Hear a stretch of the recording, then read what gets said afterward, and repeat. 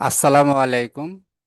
Share মার্কেটের সাথে সম্পৃক্ত ভাই ও বোনেরা, এখন আমি আপনাদের সামনে হাজির হয়েছি ক্যাপিটাল ইনসাইড বিডি তে। এমন কিছু টুলস আছে যে টুলস গুলো দিয়ে আপনি সহজেই আপনার যে শেয়ার ব্যবসা আছে বা যে কাজগুলো করেন, ইনভেস্টমেন্ট করেন অথবা আপনি অ্যানালিস্ট হন, যেভাবে সম্পৃক্ত থাকেন সবার জন্যই এটা সমানভাবে হেল্পফুল। তো আমি আবারও ক্যাপিটাল ইনসাইটের বিডির পক্ষ থেকে এবং কল্লোল লার্নিং হাবের পক্ষ থেকে আপনাদেরকে স্বাগতম জানাচ্ছি এবং কৃতজ্ঞতা প্রকাশ করছি আমাদের সাথে থাকার জন্য এবং আপনাদের মূল্যবান সময় নষ্ট করে আমার দুটি কথা শোনার জন্য। আমার চেষ্টা যে আমার যেটুকু জ্ঞান আছে শেয়ার মার্কেট সম্বন্ধে, যেটুকু অ্যানালিসিস আছে আমি করতে সক্ষম, আমি আপনাদের জন্য সেটা করেছি। আমার এবং এটা ক্রমাগত আমি ডেভেলপ করে যাচ্ছি। বলে রাখি, ক্যাপিটাল ইনসাইড বিডি এবং কলর লার্নিং হাব দুটাই আর কি আমার ওয়ান ম্যান আর্মি। আমি নিজের এইটার ওয়েব ডেভেলপার বলেন আর অ্যানালিস্ট বলেন, দুইটা রোলই আমি প্লে করি। তো আমি আজকে যে টুলসটা নিয়ে কথা বলবো এটা basically risk management related tools. যারা ফান্ড ম্যানেজার হিসেবে কাজ করেন, বিশেষ করে ইনভেস্টমেন্ট কোম্পানি অথবা কর্পোরেট লেভেলে, ওনাদেরকে ক্রমাগতই কিন্তু স্টকের পজিশনের উপরে আপনাদেরকে value at risk where calculation করতে হয় এবং সেই অনুপাতে আপনাদেরকে এক্সপোজারটা রিস্ক টলারেন্সের মধ্যে রাখতে হয়। তো এখন যারা সাধারণ বিনিয়োগকারী আছেন তারা হয়তো মনে করবেন এটা আমাদের দরকার নাই, এটা তো অ্যাডভান্স লেভেলে। হ্যাঁ, এটা অ্যাডভান্স লেভেলের টুলস, কিন্তু আপনাদেরও দরকার আছে। কারণ যারা এই অ্যাডভান্স অ্যানালিসিস করেন, অ্যাকচুয়ালি অ্যানালিস্ট যারা, তারা এইখানে যে তথ্যগুলো আমি এখন পরিবেশন করব এগুলো তারা অ্যানালিস্ট ক্যালকুলেশন করেন, যেটা আপনার সাধারণ বিনিয়োগকারী যারা তাদের পক্ষে এটা সম্ভব না। তা আমি এটা সহজ করে দিয়েছি, আমার সফটওয়্যার, আমার ওয়েবসাইট এগুলো আপনার জন্য রেডি করে দেবে। আপনার খালি জানতে হবে যে এইটার দ্বারা কি বোঝাচ্ছে, এটার ইম্প্যাক্টটা কি। অর্থাৎ যারা অ্যানালিস্ট আছেন তারা তো জানবেনই, পাশাপাশি আপনারা যারা একেবারে সাধারণ বিনিয়োগকারী যাদের এই ব্যাপারে ন্যূনতম আইডিয়াও নাই, তারাও যদি আমার এই ভিডিওটা A to Z শোনেন, আশা করি আপনাদের কাজে লাগবে। কারণ এই ক্যালকুলেশনগুলো তো আর আপনাকে করতে হবে না, আপনি শুধু এটার দ্বারা কি বোঝায় এবং আপনার করণীয় কি। আপনি যদি বড় ধরনের ইনভেস্টমেন্ট করেন, আপনার যদি বড় ধরনের বলতে বোঝাচ্ছি যে এটা মোটামুটি একটা ফিগার, অনেকগুলো কোম্পানির শেয়ার কিনছেন আপনি, সেই ক্ষেত্রে আপনার পোর্টফোলিও আপনি মেনটেন করতেছেন, এইটা একটা সহায়ক শক্তি হিসেবে আপনার কাজ করতে পারে। তো চলুন দেখা যাক, আমি যেটা নিয়ে আজকে কথা বলবো যে টুলসটা একটু বলি। এটা হচ্ছে রিস্ক, রিটার্ন এবং ভ্যার, অর্থাৎ ভ্যালু অ্যাট রিস্ক। এটা কিভাবে আমরা ক্যালকুলেশন করি, বেসিক্যালি আমার সফটওয়্যার ক্যালকুলেশন করে দেবে, আপনাদের কিছুই করতে হবে না। আপনি শুধু এটার ইম্প্যাক্টটা বুঝবেন যে এটার মানে কি এবং এটার প্রভাবটা কি আপনার ডিসিশন মেকিং এর ক্ষেত্রে, ঝুঁকি কমানোর ক্ষেত্রে এটা কিভাবে আপনাকে সহায়তা করতে পারে। যারা অ্যানালিস্ট ভাইয়েরা আছেন, যারা এক্সপার্ট আমার চেয়েও প্র্যাকটিক্যাল ফিল্ডে কাজ করছেন, তাদেরও এটা একটা সহায়ক শক্তি হিসাবে কাজ করতে পারে। আমি বলছি না যে আমি অত্যন্ত একজন এক্সপার্ট একজন লোক, না, আমি খুবই সাধারণ। আমার সীমিত জ্ঞান নিয়ে আমি চেষ্টা করছি আমার আমার জ্ঞানটা আপনাদের মধ্যে শেয়ার করার। তো চলুন যাই আমরা একটু দেখি যে আমার এই টুলসটা কি। তো আমি প্রথমে ক্যাপিটাল ইনসাইট বিডি, আমার যে মেন হোম পেজ, এটাতে গেলাম। আপনারা ঢুকতে পারবেন capitalinsidebd.com-এ গেলেই এটা ঢুকতে পারবেন। তো এটাতে যাওয়ার পরে আপনি যে কাস্টমাইজ রিপোর্ট আছে, এই কাস্টমাইজ রিপোর্ট মেনুতে যাবেন।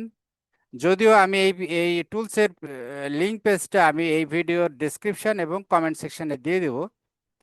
নিচের দিকে দেখেন লেখা আছে ডিএসসি শেয়ারের রিটার্ন, ঝুঁকি ও ভ্যার বিশ্লেষণ ড্যাশবোর্ড। এই যে নিচের দিকে এইখানে, এইখানে আপনি ক্লিক করবেন। ক্লিক করলে এই ড্যাশবোর্ডটা আসলো। এখানে এই কোনটার মানে কি এখানে কিন্তু একটু বলা আছে, ব্রিফ করা আছে বাংলায়।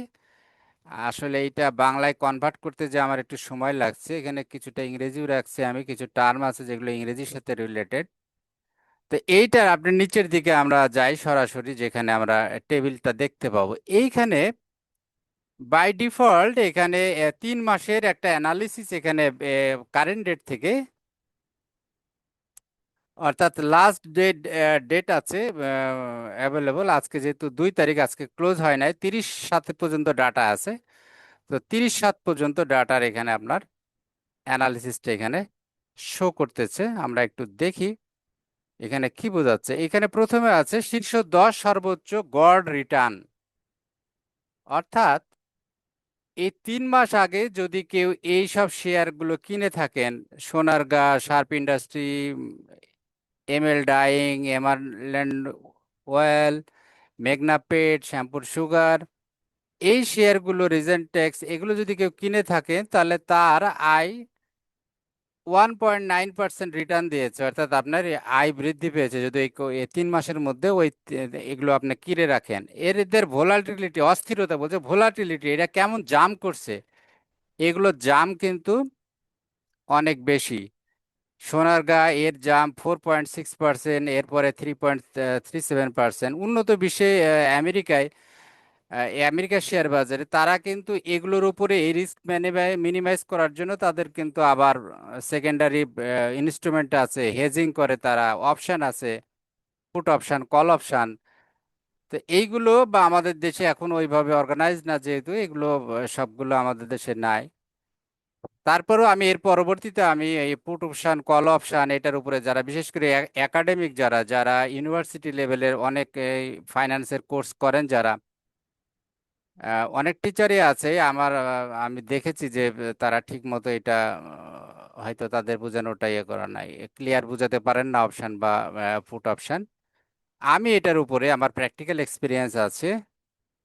আমি যেহেতু আমেরিকায় গিয়েছিলাম এবং সেখানে আমি এটা সরাসরি স্টক মার্কেট নিয়ে কাজ করেছি, তো আমার কিছু এক্সপিরিয়েন্স আছে, সেই ভিত্তিতে আমি প্র্যাকটিক্যালি এই অপশন ইয়ে কি, যাদের ইউনিভার্সিটি লেভেলে পড়াশোনা করেন তাদের জন্য আমি পরে একটা ভিডিও করব।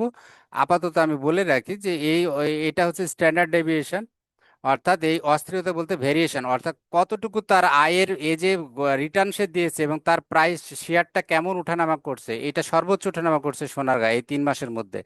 এরপর শার্প মেডেল, অর্থাৎ এটা হচ্ছে গড় রিটার্নের ভিত্তিতে। পাশাপাশি আমরা দেখছি গড় রিটার্ন যার বেশি তার মোটামুটি এই ইয়াটাও বেশি, অস্থিরতা অর্থাৎ ভোলাটিলিটিটাও বেশি। এখন আমরা যদি অপোজিট সাইডে দেখি যে শীর্ষ 10 সর্বনিম্ন অস্থিরতা, কোন শেয়ারগুলো এই 3 মাসের মধ্যে কম ওঠানামা করেছে, তার মধ্যে মেরিকো আছে 0.35, এরপরে Reckitt bank 0.53, GP 0.56, square Pharma 0.58, Unilever 0.58। তাহলে এই এই টেবিলটা দেখে আপনি বুঝতে পারছেন যে কোন শেয়ারের দাম বেশি ফ্লাকচুয়েট করে। এগুলো হলো সর্বোচ্চ 10, যাদের আয় বেশি এবং দেখবেন যে এদের অস্থিরতাও বেশি, খেয়াল করে দেখেন তাদের। আর এদিকে হচ্ছে যাদের ভোলাটিলিটি কম, এই শেয়ারগুলো খুব বেশি প্রাইস সুইং করে না এই 3 মাসের মধ্যে, তাদের এটা আপনি এখান থেকে বাটাসু, যমুনা অয়েল, এমএলজি, সিটিজেনাল ইন্স্যুরেন্স, তো আপনি এখান থেকে দুইটা ডাটা পাচ্ছেন। আরো দুইটা ইম্পর্টেন্ট টুলস আছে নিচের দিকে। শীর্ষ 10 সর্বনিম্ন ঐতিহাসিক ভ্যার, এই যে ভ্যার, ভ্যালু অ্যাট রিস্ক। শীর্ষ 10 সর্বনিম্ন ঐতিহাসিক সিভ্যার, এগুলো হচ্ছে financial risk management term, value at risk. এটা আমি শুধু বুঝিয়ে দিচ্ছি জিনিসটা কি, আপনারা যারা সাধারণ বিনিয়োগকারী এটার দ্বারা কি বোঝাচ্ছে। তা আপনি দেখেন এই লিস্টের প্রথমে আছে Beximco, Shyampur sugar, first finance, ILFSL, premier leasing, apex spinning. অর্থাৎ এই হিস্টোরিক ভ্যার অনুযায়ী, তার যে অতীতের যে লেনদেন, তার যে প্যাটার্ন, এটা অনুযায়ী বলছে এখানে এই র্যাঙ্কিংটা, এটা হলো ভ্যার র্যাঙ্কিং, এটা হলো সিভার র্যাঙ্কিং। বলতেছে এই শেয়ারগুলো, এখানে যে 10টা শেয়ার এখানে পিক করা হয়েছে সিরিয়াল অনুযায়ী তাদের র্যাঙ্কিং করা হয়েছে। এখানে দেখেন 9.98, তারপরে 8.72, 8.35, অর্থাৎ বেশি থেকে কম। এইটার মানে হচ্ছে যে শেয়ার মার্কেট যদি ক্র্যাশ করে, অর্থাৎ যদি ডাউনে যায়, ইন্ডেক্স, জেনারেল ইন্ডেক্স মার্কেট যদি ডাউনে যায়, তাহলে এই শেয়ারগুলোর একদিনে সর্বোচ্চ এরকম পার্সেন্টেজ তাদের ভ্যালু হারাতে পারে। বেক্সিমকো 10%, প্রায় 9.58, 10%, শ্যাম্পুর সুগার 8.72%, ফারিস্ট ফাইন্যান্স 8.35। অর্থাৎ আমি কি বললাম, যে যদি মার্কেট হঠাৎ দেখেন সূচক ডাউন গেছে, তখন দেখবেন এই শেয়ারগুলোর এত পার্সেন্ট করে ভ্যালু লস করার অর্থাৎ ভ্যালু অ্যাট রিস্ক, অর্থাৎ এই এত পার্সেন্ট করে ভ্যালু লস করার সম্ভাবনা আছে। এবং একটু বলে রাখি, এটা 5% আলফা লেভেলে করা। আলফা বলতে তার অপোজিট হচ্ছে 95 কনফিডেন্স লেভেল। এগুলো যারা স্ট্যাটিস্টিক্স এর অভিজ্ঞ তারা ভালো বুঝতে পারবেন। তো যেহেতু কোম্পানি স্ট্যান্ডার্ড সাধারণত 5% ভ্যাট ধরে করা হয়, এই জন্য আমি এখানে 5% ভ্যাট ধরে করেছি। যদিও আমার এখানে অপশন আছে ভ্যাট আলফা, অর্থাৎ এই 5% আলফা আলফা ভ্যালু চেঞ্জ করে আপনি নিজেও ক্যালকুলেশন করতে পারবেন। আমার এই টুলসে এখানে সেই অপশনটা দেওয়া আছে। অর্থাৎ যারা বিশেষ করে ফান্ড ম্যানেজার হিসেবে কাজ করেন বা অ্যানালিস্ট হিসেবে কাজ করেন কর্পোরেটে ইনভেস্টমেন্টে আছেন, তাদের জন্য এই ভ্যার নির্ণয় করা কিন্তু খুবই জরুরি। এটা আপনাদেরকে করতে হয়, এটা বাধ্যবাধকতা। তো আমার এই টুলসটা ব্যবহার করে আপনি সেই কাজটা অটোমেটিক করতে পারবেন। এখানে আপনাকে কোনো পেরেশানি নেওয়া লাগবে না। এখানে যেহেতু সব শেয়ারের প্রাইসগুলো এখানে ঢাকা স্টক এক্সচেঞ্জের থেকে নেওয়া আছে, কাজে এটা অ্যাকচুয়াল প্রাইসের উপরে এখানে করা। এখানে আপনি যদি আপনার যে হয়তো এক্সেল শিটে করতেছেন যে যার মতো করে আপনার একটা পদ্ধতিতে করছেন, কিন্তু আমার এই সফটওয়্যারটা আশা করি অ্যাকুরেট রেজাল্ট দেবে। এরপরে যদি কোনো ভিন্নতা থাকে, আপনাদের যারা প্র্যাকটিক্যাল ফিল্ডে কাজ করছেন, কাইন্ডলি আমার নোটিশে নিয়ে আসবেন যাতে করে আমি একটু রিচেক করতে পারি। তো আশা করি এটা সঠিক আছে। তাহলে আমরা দেখতে পাচ্ছি এখানে তাহলে দুইটার পার্থক্য কি, একটা ভেয়ার একটা সিভিয়ার। সিভিয়ারের লিস্টে এখানে 1 নম্বর বেক্সিমকো আছে, 2 নম্বরে কিন্তু আলাদা আছে মেঘনা কনডেন্স মিল্ক আছে, তারপরে 3-এ আছে রিজেন্টেক্স, 4-এ আছে আইএলএফএসএল, ফার্স্ট ফাইন্যান্স আছে 5-এ। এই লিস্টগুলো একই, এটার মধ্যে আছে এটার মধ্যে আছে, কিন্তু র্যাঙ্কিং এর ভিন্নতা আছে।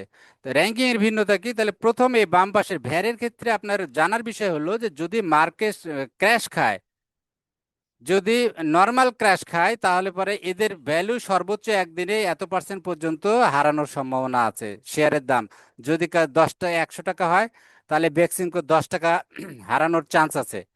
আর শ্যাম্পুর সুগারের আছে 8 টাকা 72 পয়সা, যদি 100 টাকা ফেস ভ্যালু হয়। আমি এভাবে বুঝাচ্ছি আর কি, যেহেতু পার্সেন্টেজে করা এখানে। আর এইটার দ্বারা সিভার বুঝাচ্ছে যে যদি ক্র্যাশ হয়, নর্মাল ক্র্যাশ না, অর্থাৎ যদি অ্যাবনর্মাল ক্র্যাশ হয়, সেই ক্ষেত্রে সবচেয়ে বড় ধাক্কা কোনগুলো লাগবে? ব্যাকসিমকোর পরে আসবে মেঘনা কনমিল, তারপর রিজেন্টেক্স।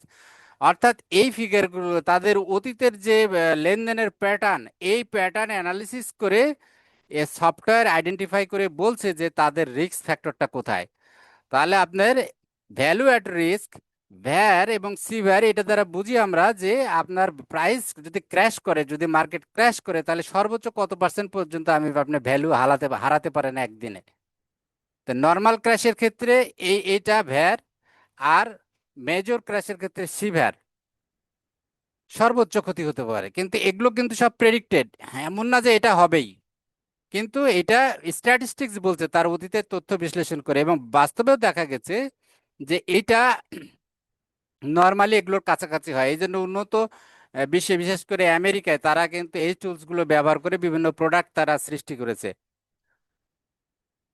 তাদের তাদের ওইখানে অনেক রকম প্রোডাক্ট আছে, হেজিং প্রোডাক্ট আছে, আপনার অপশন আছে, ফরওয়ার্ড আছে, বিভিন্ন রকম ক্যাটাগরি আছে, যেটা ব্যবহার করে এই রিস্ক গুলো মিনিমাইজ মিনিমাইজ করা যায়, অর্থাৎ রিস্ক রিস্ক ম্যানেজমেন্ট টুলস।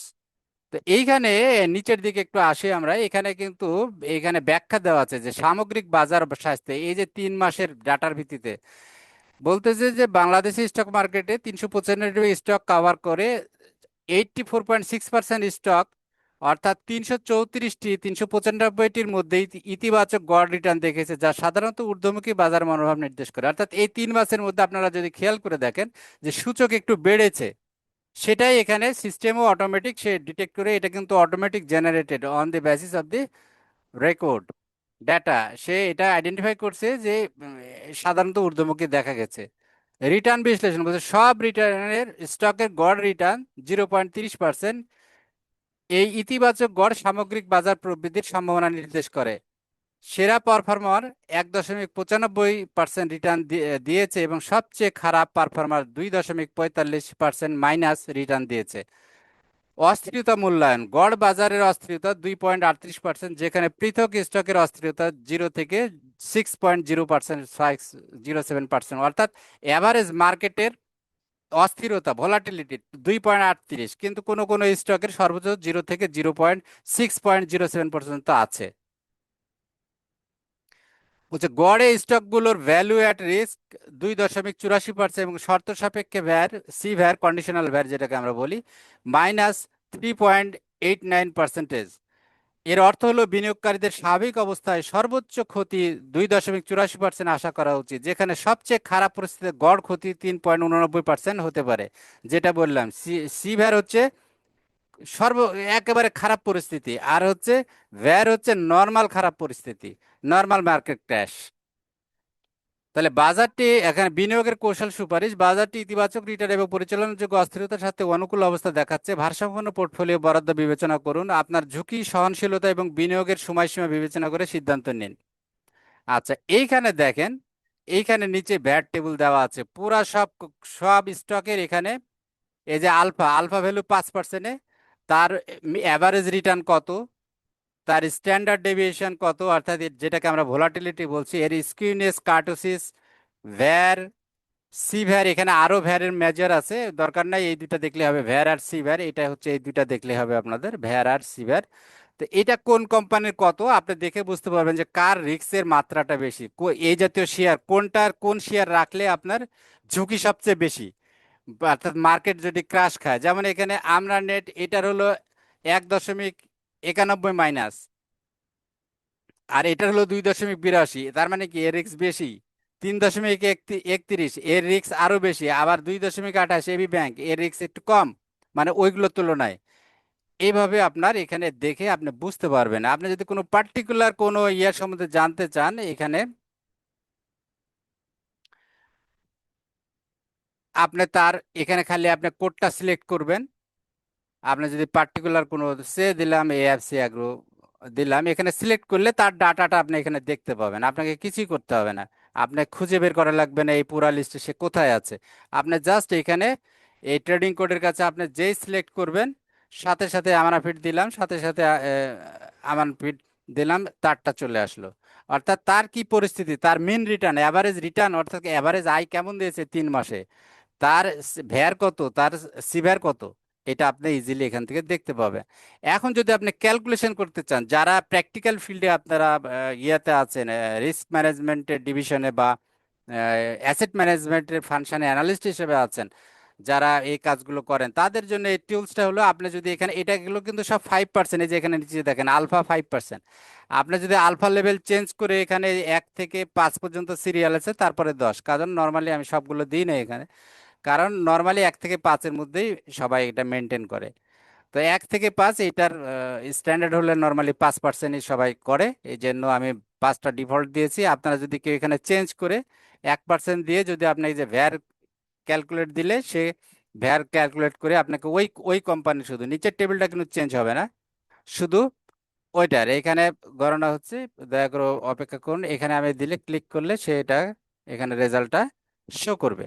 এই যে এখানে রেজাল্টটা শো করলে যে 1%, 1% আলফাতে, এখন 1% আলফাতে কত আসে এখন সে শো করলো। তো এইভাবে আপনারা প্র্যাকটিক্যালি এইটা ব্যবহার করে, আলফা লেভেলটা ব্যবহার করে, আপনি আপনার কাঙ্ক্ষিত ঝুঁকির মাত্রাটা, যে আপনার আপনি যে পোর্টফোলিও ইনভেস্ট করছেন, এটা একদিনে মাজার ক্রাশ করলে একদিনে আপনি কত পার্সেন্ট হারাতে পারেন, আপনার নির্ভর করবে আপনি কোন জাতীয় স্টক আপনি নিয়ে রাখছেন, তার ভ্যার সি ভ্যারের উপরে। তাহলে এটা কিন্তু একটা অত্যন্ত গুরুত্বপূর্ণ টুলস, যারা আপনারা এই রিস্ক ম্যানেজমেন্ট ঝুঁকি নিয়ে আপনারা চিন্তা করেন। তো এই ছিল আলোচনা। আশা করি এটা অত্যন্ত ইফেক্টিভ একটা টুলস, যারা আপনারা শেয়ার মার্কেটে অ্যাডভান্স লেভেলে আছেন, ইভেন যারা সাধারণ নতুন বিনিয়োগকারী, তারাও এটার মাত্রাটা আপনারা বুঝতে পারছেন। মেন আমি যেটা বোঝানোর চেষ্টা করলাম, এখানে ভ্যার আর সিভ্যার, ভ্যারটা হচ্ছে যে নর্মাল ক্র্যাশে বাজার যদি ডাউন খায়, তাহলে পরে ওই স্টকটা কত পার্সেন্ট মূল্য হারাতে পারে। আর সিভ্যাটটা হচ্ছে অ্যাবনর্মাল, যদি হঠাৎ বেশি ধরনের কোনো বড় ধরনের খারাপ খবর আসলো মার্কেটে, যে আমেরিকা যেমন ধরেন টুইন টাওয়ারে মারলো বোমাও যেদিন, তাহলে কি সেদিন বাজার পড়ে গেল হঠাৎ করে, তাহলে তখন কি হতে পারে, সেটা সিভ্যার। তো এইভাবে আপনার বিশ্লেষণগুলো আপনারা করবেন। আশা করি আমার এই আলোচনা আপনাদের বাস্তব জীবনে কাজে লাগবে। এরপরে যদি আপনাদের কোনো কনফিউশন থাকে, কোনো কিছু নিয়ে জানার থাকে, আমার কাছে আপনারা ওপেন কমেন্টের মাধ্যমে বা আমার হোয়াটসঅ্যাপ এবং ইয়ে নাম্বার দেওয়া থাকে। আমি ফোনে সবসময় অ্যাভেলেবল থাকি না, সরি, আমি যেহেতু অন্য কাজ একটু বিজি থাকি। আপনারা টেক্সট করলে, মেসেজ দিলে আমি পরে রিপ্লাই দিয়ে দেবো।